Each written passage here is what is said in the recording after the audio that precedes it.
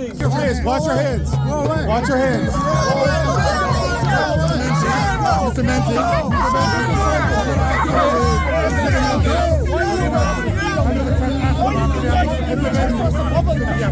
Obey your oath, officer. Obey your oath. Israel. I don't know. You get, listen, if I'm on the other arrest, get your hands off. Okay, then I'll take. Okay, put your phone down. Put your hands behind your back. Put your hands behind your back. David Menzies for Rebel News here in downtown Toronto. And folks, I just had my latest court appearance here at the Ontario Court of Justice. And it's in regard to those trespassing charges that I received at a venue literally across the street from the court, that venue being Nathan Phillips Square, home to Toronto City Hall, literally the town square. So if you're not familiar with the story, what exactly did I do? Well, apparently, practicing journalism, if you're a member of the independent media, and it might be offensive to the Hitler Youth Movement and the Hobos for Hamas, that will get you criminally charged in Toronto. Which is to say, on April 7th, there was a vigil, the 6-month vigil, for all the victims and the hostages from that horrific October 7th, 2023 terrorist attack in Israel. There were more than 2,000 people on the square.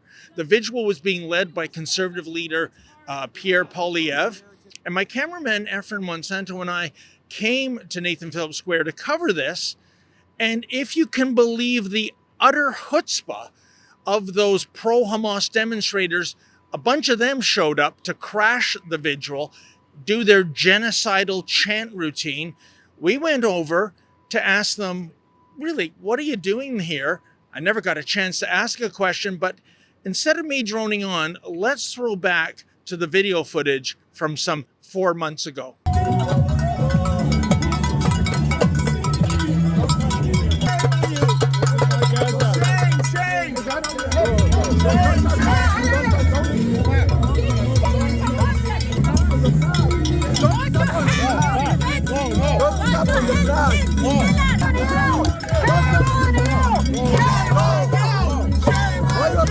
Your hands. Watch your hands.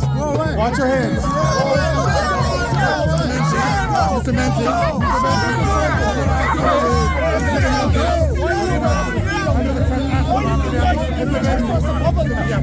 Obey your oath, officer. Obey your oath. Israel. I don't know. You get, listen, if I'm on the other arrest, get your hands off. Okay, then I'll take. Okay, put your phone down.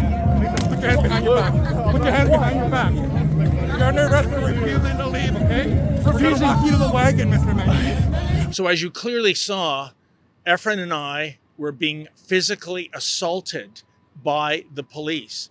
And originally when I saw them come our way, I thought, good, they're going to restore order. I never dreamed I was going to get a trespass charge for practicing journalism in the public square while people who were carrying out physical assault and chanting genocide, law enforcement was simply looking the other way. Is there any more blatant example of our two-tier policing that's going on right now under the leadership of Toronto Police Chief Myron Demkiw? And here I am, some 4 months later, trying to get these ridiculous charges thrown out. As you know, back in March, I was also charged with obstruct police, same kind of deal. I was on King Street, and the cops thought I might ask the pro-Hamas crowd an insensitive question. So that was the charge then. This is the King's Highway. I'm not going to move. Hey, what is going on here? We just want you to What's the problem? Guys, excuse me. We're trying to put him behind the... Hey, that's my guy. That's my guy. Stop. Public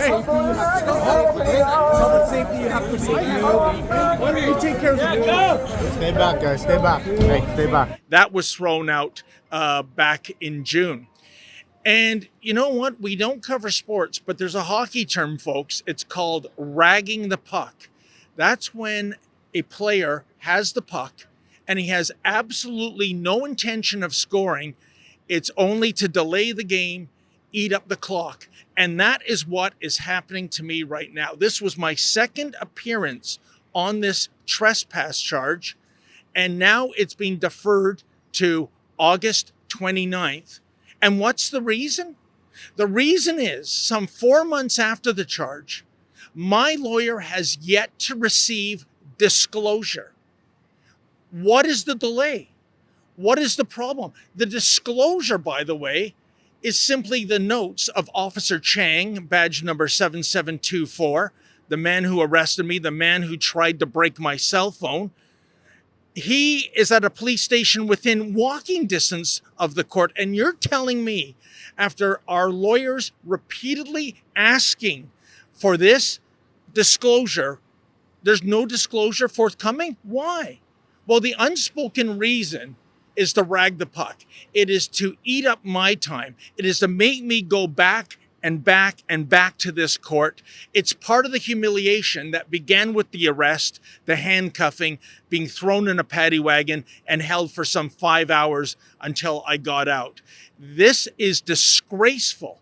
It is an abuse of process.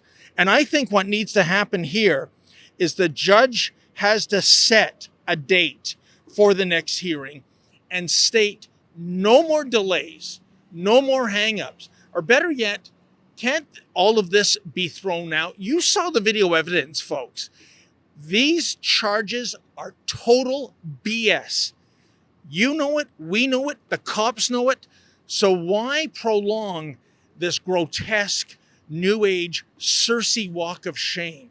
Is it to send a message to peaceful counter demonstrators and members of the non-Justin Trudeau media that if you dare have a contrarian opinion to the protected class of the pro-Hamas demonstrators, you're going to be in trouble? That's what it looks like to me. Anyways, we will be back. We have to be back by August 29th. What's the over-under number, speaking of sports, in terms of whether the police will finally do the right thing, hand over the disclosure so that the Crown can do what it did back in June regarding the obstruct police charges and basically throw out these charges because, well, you guessed it, no reasonable chance of prosecution. For Rebel News, I'm David the Menzoid Menzies. Folks, are you sick of the two-tier policing in our country right now? Are you sick of the double standard when it comes to our political leadership?